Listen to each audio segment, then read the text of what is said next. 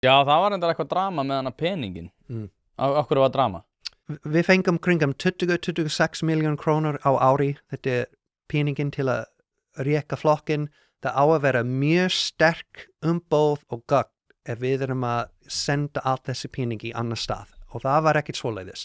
Það var sagt í 2021 að félagsfólk veldi að drífa peningin svoleiðis, en það er engin fundigerð frá og hvaða kostningatölur.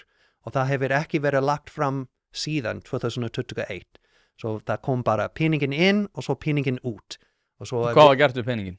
Það er ekki hægt að segja. Af við fengum ársreikning Sósíalistaflokkin sem það er bara eina línu, helmingin yfir í vorstjórnin eða helmingin yfir í samstöðun.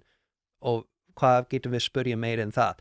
Maður þarf þá að hitta hjá ársfundin vorstjórnin og sjá ársreiknin þar, en vorstjórnin var ekki að halda aðalfundin. Og venjulegt maður á að hafa ársreikning tilbúin með 2 vikur fyrirvara og líka hafa þetta útprentað fyrir allir að sjá, svo ég get spurt býttu, allt laun er sett í sama línu.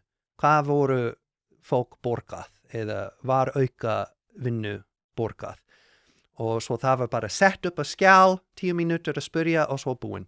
Svo ég veit ekki hvernig peningin var notað. Að reka samstöðin og já, vorstjórnin, það var notað til að borga leigu fyrir Bólholt, en það var útskýrt sem styrkja félagið, en það var engin styrk útborgað. Var það ekki út af því að félagið myndi koma til með að vera greitt hluta fyrir að samstöðunni myndi að koma til með að vera reiki í hagnaði?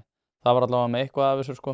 Já, það var 4 kennitölu, var mjög flókið. Það tók langan fyrir mig samt í framkvæmdastjórn að skilja allt þessi samtök og ég þurfti að gera eitthvað myndikort til að gera, þetta er hér og undir þetta. Það var flókið, ég sé til að fela hvað var í gangi.